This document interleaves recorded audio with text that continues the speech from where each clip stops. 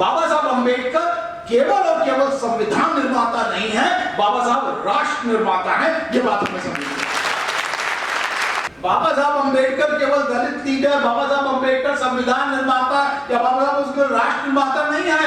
बाबा साहब अब विश्व विभूति हो गए हैं, ग्लोबल आइकन। अवसर जो है अगर उल्लास का है, आज सेलिब्रेशन का अवसर है, उल्लास का है।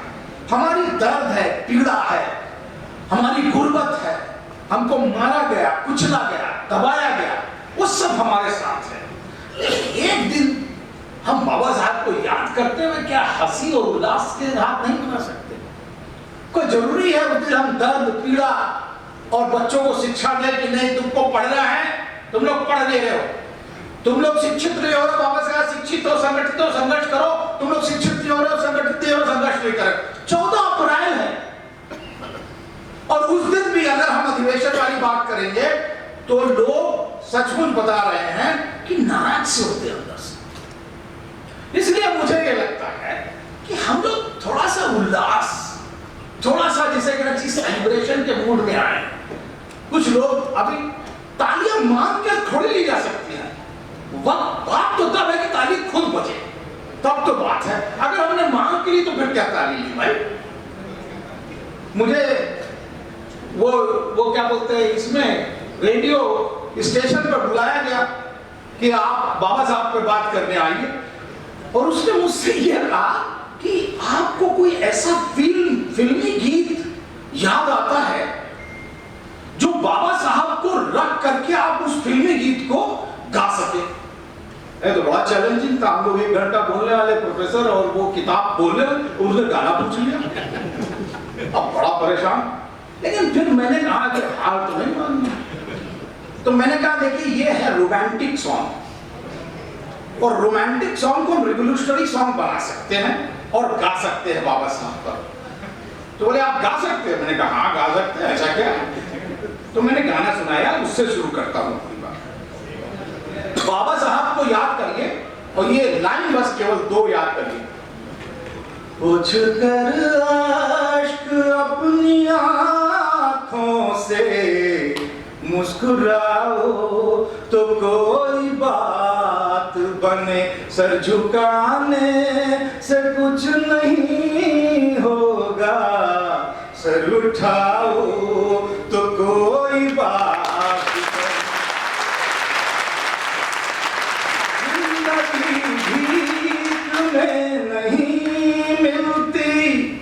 जिंदगी भीख में नहीं मिलती, जिंदगी बढ़ के छीन जाती है, अपना हक संग दिल जमाने से छीन पाओ तो कोई बात नहीं होगा, मुस्कुराओ तो कोई बात बने। तो साथियों ये बात हुई, और अक्सर बाबा साहब अंबेडकर को बड़ी संकुचित दृष्टि से देखा गया। आज 21वीं शताब्दी में हम लोग गूगल पर हैं, हम लोग फेसबुक पर हैं, हम लोग इंस्टाग्राम पर भी हैं, हम लोग जिसे कहना चाहिए ट्विटर पर भी है, अब तो वो हो गया एक्स हो गया, कहीं कहीं है। लेकिन आप अगर बाबा साहब अंबेडकर को 21वीं सदी में समझना चाहते हैं तो आप कैसे समझेंगे? ये हमारा चैलेंज है। बाबा साहब को कहा गया कि बाबा साहब तो दलितों के मसीहा हैं, दलित लीडर हैं। कुछ लोग आए, उनका नहीं भाई, बाबा साहब अंबेडकर संविधान निर्माता है। अब उसमें भी परेशानी हो गई कुछ लोगों को। आपको पता है अरुण शौरी ने पूरी किताब लिख दी कि no he was not a constitution builder, he was a draftsman of the constitution. मैं अभी आपको उसकी कहानी बताऊंगा कैसे ड्राफ्टमैन नहीं थे। लेकिन साथियों हम लोगों ने करीब 10-15 साल पहले, चौहान साहब भी बैठे हुए हैं, हम लोगों ने एक बात शुरू करी। आदर्श जी भी बैठे हुए हैं। सब लोगों को याद होगा कि हम लोगों ने शुरू किया कि बाबा साहब अंबेडकर केवल और केवल दलित लीडर नहीं है। बाबा साहब अंबेडकर केवल और केवल दलित लीडर नहीं है। बाबा साहब अंबेडकर केवल और केवल संविधान निर्माता नहीं है, बाबा साहब राष्ट्र निर्माता है। ये बात हमें समझनी है। और अब तो बात और आगे निकल गई।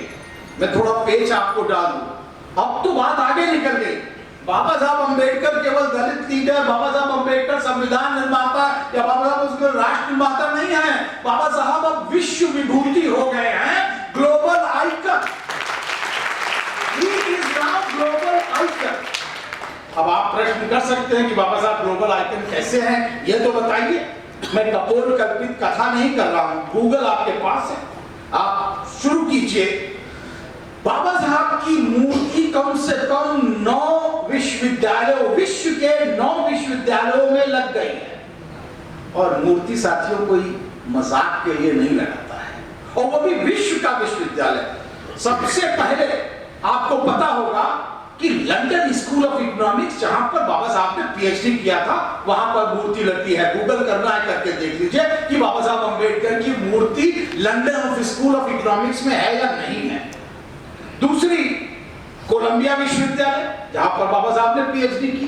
इत्तेफाक से मैं वहां पढ़ा रहा था कोलंबिया विश्वविद्यालय। जरा इंट्रोडक्शन ठीक से दिया कीजिए थोड़ा सा।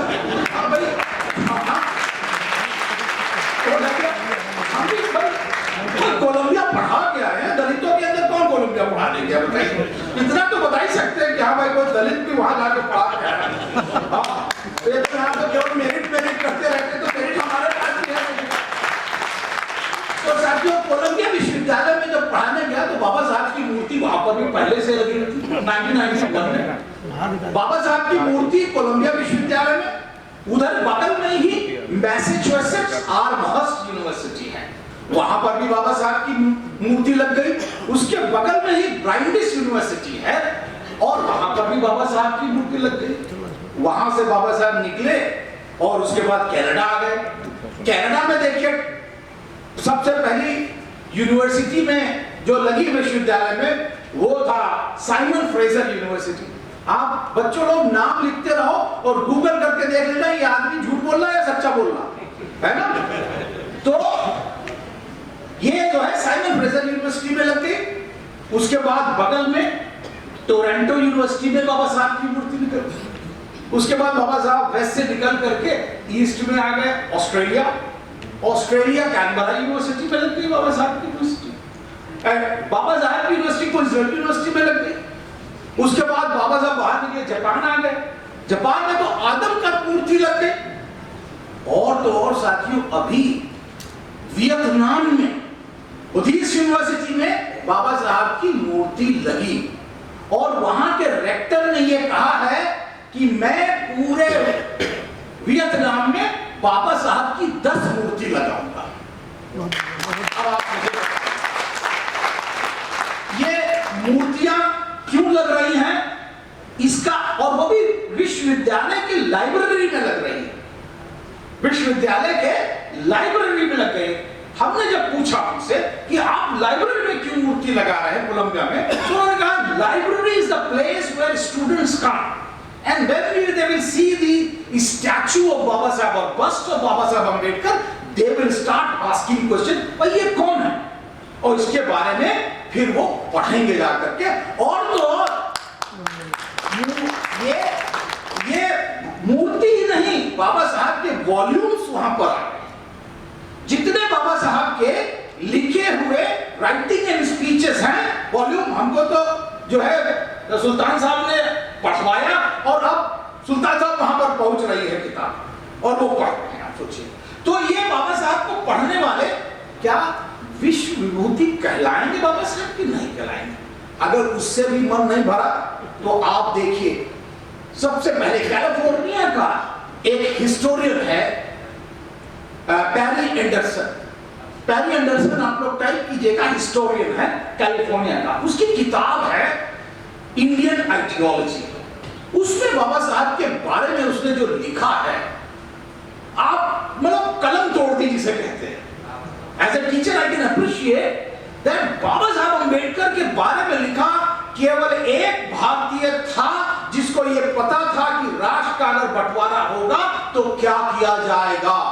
उसके पहले ना कांग्रेस को पता था और ना ही जिसे कहना चाहिए मुस्लिम लीग को उसकी समय पता था। और उसकी किताब जिन्ना भी पढ़ते थे और गांधी भी पढ़ते थे। दैट वाज पाकिस्तान और पार्टीशन ऑफ इंडिया। आप लोगों ने देखना चाहिए। वो पहला है जिसको मैंने, दूसरा एक अभी स्वैक्स जो लंदन में है वो आया, उसने एक किताब लिखी है, कोसिमो ज़ेने नाम है, उसने एक किताब लिखी जिसमें इटली के एक समाज विज्ञानी हैं एंटोनियो ग्राम्शी, उनकी तुलना करी है बाबा साहब अम्बेडकर से।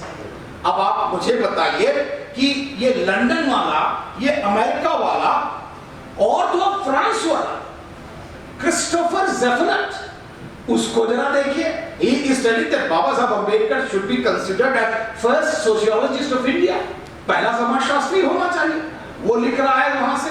उसके पहले आपको पता होगा एलेनोर सीलियट जो अमेरिकन थी और गेल ओम्बेट वो रिसर्च कर चुकी है और तो और ओएम लिंच रिसर्च कर चुके हैं। बड़ी लंबी फहरिस्त है। मैं आपको केवल ये बताना चाह रहा हूं कि पकड़ लीजिए बाबा साहब अम्बेडकर को, नहीं हाथ नहीं आने वाले। बाबा साहब पहुंच गए हैं अब विश्व विभूति हो करके, उनको कहो अरे हम उनके माध्यम से हम बाबा साहब को समझेंगे, हमें नहीं वो समझा पाएंगे। इसलिए साथियों, ये जो मिथ्या प्रचार बाबा साहब अम्बेडकर के आसपास फैलाया गया कि बाबा साहब अम्बेडकर केवल और केवल दलितों के लिए काम कर रहे थे, I am sorry to say that. How can India be so mean not to understand Baba Saheb Ambedkar? उसका अकादमिक पक्ष, जो बच्चे बैठे हैं, बाबा साहब का अकादमिक पक्ष अलग है। वो कभी मैं पीएचडी में जब पढ़ाता हूं तो बाबा साहब का अकादमिक पक्ष अलग पढ़ाता हूं। बाबा साहब ने 10 प्रकार के स्रोतों का प्रयोग किया, 10 types of sources to produce his knowledge, और 6 प्रकार की इंसाइक्लोपीडिया थी उसके अंदर। 6 प्रकार की इंसाइक्लोपीडिया और पता नहीं कितनी थियोरी और पता नहीं कितने जिसे कहना चाहिए वो हो सकते हैं। वो अकादमिक पक्ष में कभी जब आप लोग बड़े हो जाएंगे, जब पाएंगे आप, तब को आप लोग को बताएंगे। लेकिन अकादमिक पक्ष बाबा साहब का समझना इसलिए जरूरी है क्योंकि हमें बाबा साहब अम्बेडकर को विश्वविद्यालय में समझने के लिए एक नवीन दृष्टि चाहिए। हम ये नहीं कहेंगे बाबा साहब अम्बेडकर एक एक्टिविस्ट बाबा साहब अम्बेडकर है।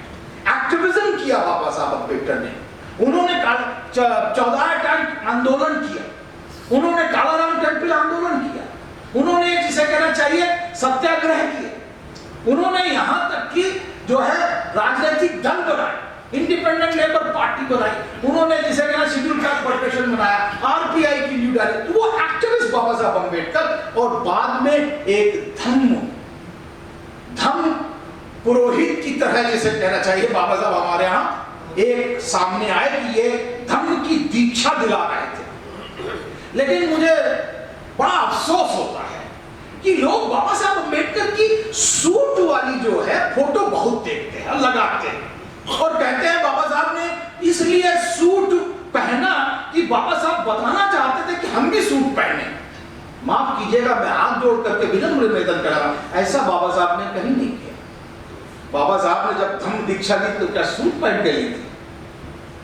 मैं चाहता हूं कि उस फोटो को भी लोग आगे देखें कि बाबा साहब अम्बेडकर ने क्या पहना था। जब बाबा साहब 14 टैंक का आंदोलन कर रहे थे तो क्या सूट पहन के कर रहे थे? या बाबा साहब अम्बेडकर जब माता रमाबाई को जो है अग्नि दे रहे थे तो क्या सूट पहन के दे रहे थे? उन्होंने बाकायदा कफनी पहनी हुई है, उसकी भी फोटो।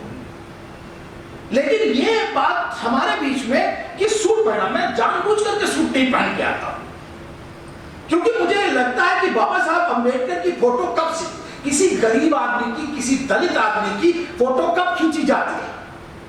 जब उसका औपचारिक क्षण होता है।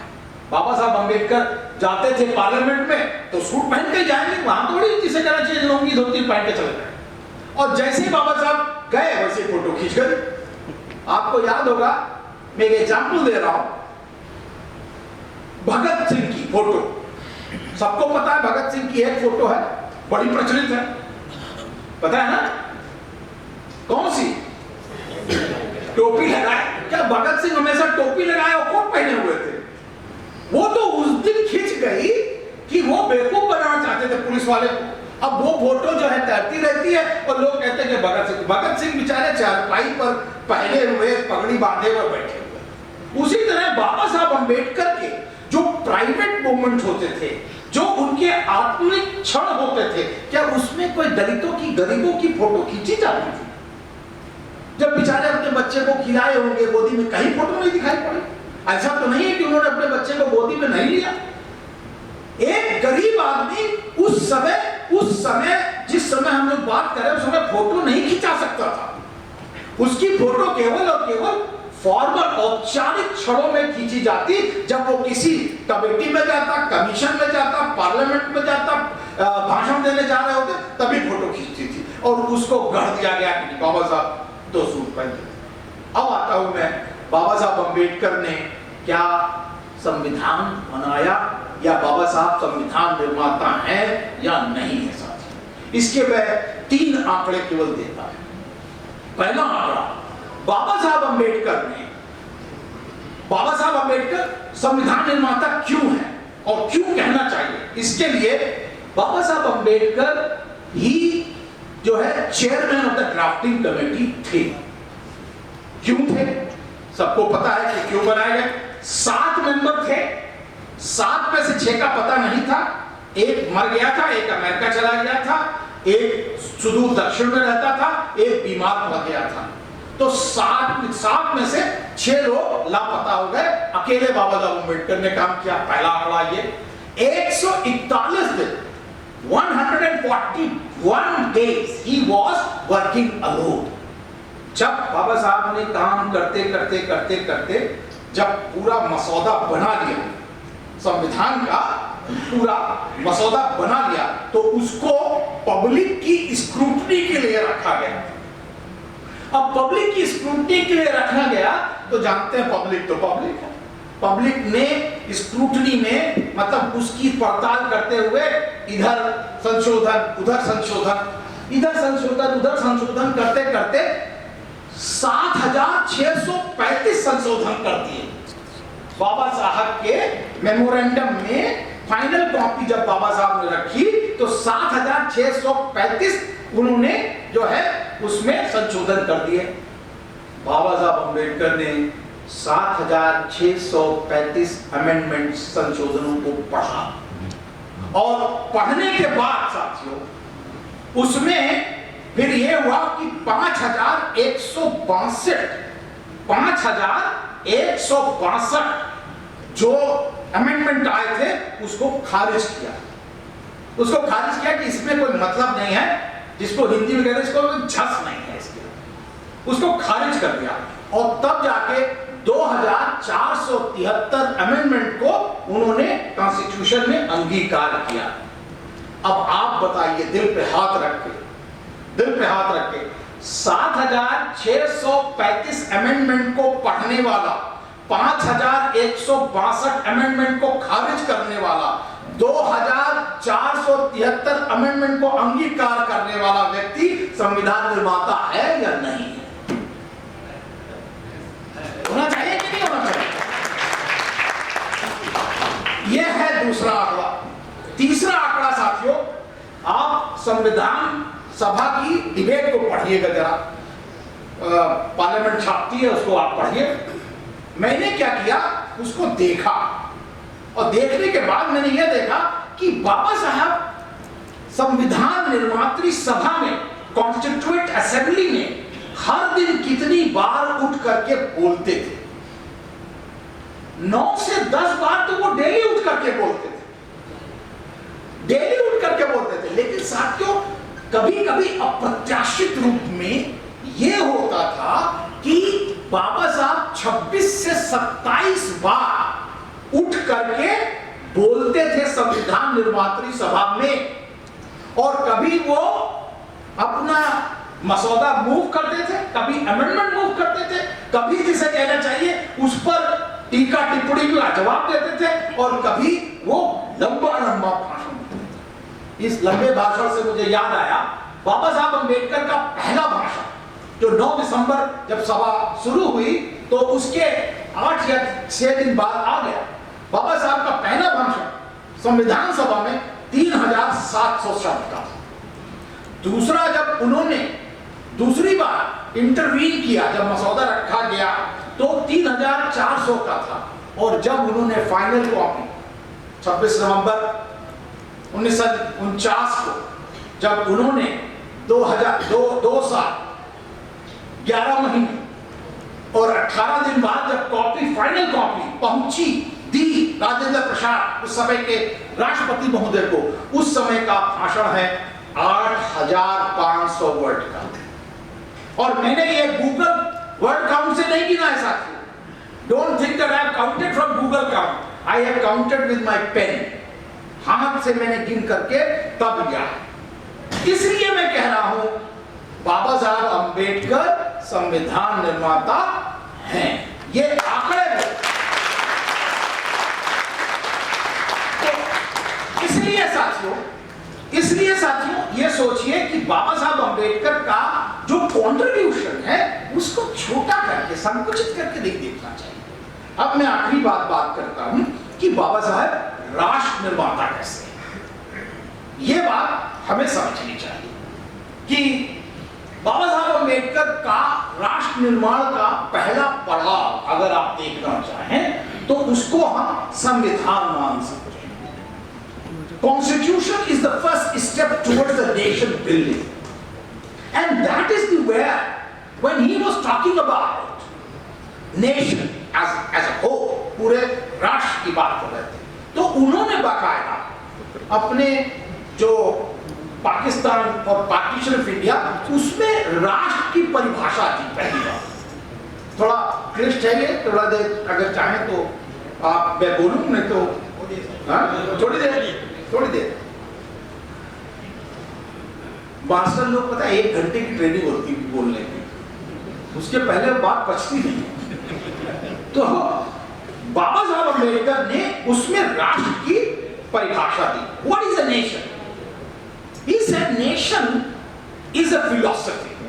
Usually एक दर्शन है, it is a philosophy, but if we go by sociological understanding, it is conglomeration of number of groups.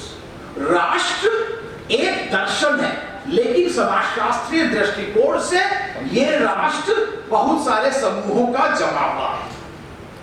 और राष्ट्र तभी निर्मित होता है जब सभी समूहों को, इसके अंदर सभी समूहों को उनके अधिकार सुनिश्चित हो जाएं। बिना अधिकार सुनिश्चित और स्व प्रतिनिधित्व की बात करें, सेल्फ रिप्रेजेंटेशन की बात करें, जो यहां पर रिजर्वेशन कहा जाता है वो नहीं, सेल्फ रिप्रेजेंटेशन है वो। बाबा साहब अंबेडकर ने सेल्फ रिप्रेजेंटेशन की बात करी, तभी राष्ट्र निर्माण हो सकता है। और उन्होंने उद्धृत किया जो उस समय वो बोलते थे national poet of Bengal, Rabindranath Tagore also thinks India is not a nation, it is nation in the making. Bharat एक राष्ट्र नहीं है, ये राष्ट्र बनने की प्रक्रिया में। आप सोच लीजिए। और कैसे बनेगा ये राष्ट्र? मुकम्मल तब होगा जब इस समाज में रह रहे सभी समूहों को इनके जो अधिकार सुनिश्चित हो जाएंगे। और इसलिए साथियों उन्होंने, बाबा साहब अंबेडकर ने बाकायदा अपने संविधान में सभी समाजों के अधिकारों को सुनिश्चित करने का काम किया। बात लंबी हो जाएगी, लेकिन मैं केवल एक समूह के बारे में बात करना चाहता हूं, वो है महिलाएं। बाबा साहब अंबेडकर ने अपने संविधान में महिलाओं के लिए, और ये आज की बात नहीं थी कि बाबा साहब अंबेडकर महिलाओं के बारे में संविधान में सोचने की बात कर रहे थे, नहीं।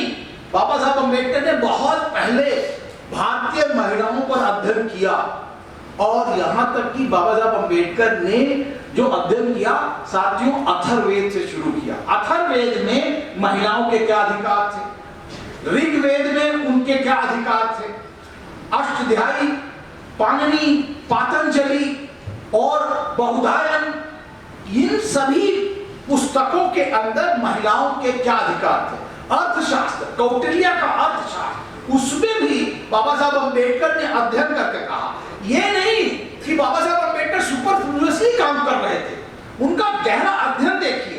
एक तरफ उन्होंने बहुधायन गृहसूत्र की बात भी कही और दूसरी तरफ याज्ञवल्क स्मृति की बात करी, और एक संघर्ष उन्होंने बाबा साहब ने दिखाया कि देखो महिलाओं की स्थिति कितनी तगड़ी थी। ये बात उन्होंने सुलभा और जनक के डायलॉग से की। एक महिला थी सुलभा, और एक जो है जनक को सभी जानते हैं, उसके बीच डायलॉग हो रहा है, और जनक कह रहे नहीं, मैं आपसे डायलॉग नहीं करना चाहता। तो सुलभा ने कहा क्यों नहीं? तो बोले तुम तो महिला हो। तो बाबा साहब लिखते हैं कि उस महिला का, सुलभा का जवाब था जनक को कि हम उस सभ्यता के रहने वाले हैं जिसके अंदर जो सोल होता है उसका कोई जेंडर नहीं होता, आत्मा का कोई लिंग नहीं होता है, आत्मा आत्मा होती है, इसलिए आपको हमसे डायलॉग करना पड़ेगा। ये जिसे कहना चाहिए बल था। और फिर बाबा साहब अम्बेडकर मनुस्मृति, वर्णशंकर थियरी और पितृ सावर्य, मातृ सावर्य सबका एनालिसिस करते हुए आते हैं और कहते हैं किस प्रकार शनय शनय धीरे धीरे भारतीय महिलाओं की जो स्थिति है वो बदतर हुई। और इसलिए उन्होंने शुरुआत में ही, जब वो वाइसराय काउंसिल की बैठक में थे, तब उनकी काउंसिल में थे, उस समय उन्होंने बाकायदा मैटरनिटी लीव का सुझाव दिया। महिला हमारे देश की आने वाली पीढ़ी को जन्म दे रही है, इसलिए देश को कृतज्ञ होना चाहिए कि वो इस बात को कर रही है, इसलिए उसके ऊपर नतमस्तक होकर के उसको मैटरनिटी लीव देना चाहिए। साथियों, ये नहीं कहा maternity leave is not a medical leave for him, it is a moral leave. इसलिए जिसे कहना चाहिए बाबा साहब ने वहां से शुरू किया। फिर उन्होंने देवदासियों के लिए आंदोलन किए और उसको छुड़ाया, और उसके बाद फिर 7 प्रकार के राइट्स बाबा साहब ने महिलाओं के लिए सुनिश्चित किए, जिसे हिंदू कोड बिल में भी रखा। लेकिन वो 7 क्या थे राइट्स? आई थिंक बहुत सारे फेमिनिस्ट लोग बाबा साहब द्वारा किए गए महिलाओं के राइट्स की बात नहीं करते, वो नहीं बताते। इसलिए मैं कह रहा हूं कि पहला राइट जो एक पत्नी विवाह, मोनोगेमी, वो बाबा साहब की सोच है। पहले बहुपत्नी विवाह हुआ करता था, बाद में जिसे कहना चाहिए बाबा साहब ने मोनोगेमी को इंट्रोड्यूस किया। दूसरा, बाबा साहब ने हिंदू मैरिज बिल को ला करके मैरिज को, विवाह को अनुष्ठान बनाया। पहले उन्होंने कॉन्ट्रैक्ट बनाया, पहले विवाह अनुष्ठान था, 7 जन्मों का संबंध, मेरा पति मेरा देवता है, मारे या कुछ करे लेकिन मेरा पति मेरा देवता। बाबा साहब ने कहा ये नहीं चलेगा, women should have the right to take leave if his man is cruel then he should leave। और उन्होंने उसको बाकायदा कहा कि no, marriage will be a contract which can be done away with। Third, dowry act, जो कि दहेज प्रथा के खिलाफ कानून आया, ये बाबा साहब ने सोचा। इसके बाद सिविल मैरिज, अंतर जातीय विवाह, ये बाबा साहब की सोच। उसके बाद यहां तक कि गोद लेने में कॉन्सेंट ऑफ द वुमेन, महिला का, पत्नी का जो कंसेंट है उसकी हामी जरूरी होनी चाहिए, ये भी बाबा साहब ने रखा। और उसके बाद equal pay for equal work, यहां तक कि प्रॉपर्टी राइट, बाबा साहब अम्बेडकर ने property right for the women, महिला, बेटी और पत्नी दोनों को, पति की और पिता की जो संपत्ति है उसमें अधिकार, ये बाबा साहब की सोच थी। हो सकता है उस समय नहीं पारित हुआ, लेकिन बाद में पारित हुआ। लेकिन सबसे बड़ी बात यह है कि बाबा साहब अम्बेडकर ये जो अधिकार थे वो दलित महिलाओं के लिए नहीं सुरक्षित कर रहे थे, ये भारत की सभी महिलाओं के लिए सुरक्षित कर रहे थे साथियों। लेकिन अफसोस महिला आंदोलन इस बात की बात नहीं करता है। तो कम से कम जो महिलाएं जानती हैं उनको अधिकार के लिए बाबा साहब का कम से कम जो है शुक्रगुजार तो होना चाहिए। अब आप बताइए एक तरफ एक व्यक्ति महिलाओं के लिए सोचे, दूसरी तरफ दलितों के लिए सोचे, अतिथियों के सोचे और सब समाज के लिए। We the people of India, लोग, हम लोग, ये कोई और नारा नहीं देता। वी पीपल ऑफ इंडिया, अगर प्रियम्बल पढ़ेंगे ठीक से, हम लोग की बात हो रही है, ये लोग यहाँ जो बैठे हुए। इसलिए साथियों मैं कहता हूं कि अगर बाबा साहब अम्बेडकर ने लोगों के लिए सोचा, दलितों के लिए सोचा, पिछड़ों के लिए सोचा, आपको पता है रिजाइन जब कर रहे थे तो महिलाओं के लिए सोचा, तो बाबा साहब राष्ट्र निर्माता हुए या नहीं हुए, ये मैं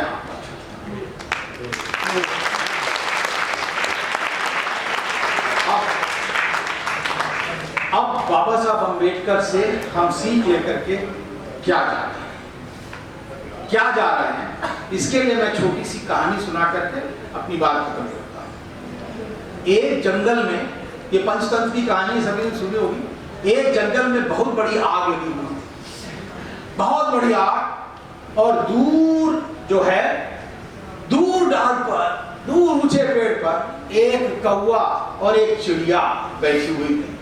चिड़िया ची ची करती थी, कौवा काव काव करता था, आग देख रहा था, ची ची काव काव, ची ची काव काव। तो फिर चिड़िया ने कहा कि कुछ करा जाए, कुछ करा जाए।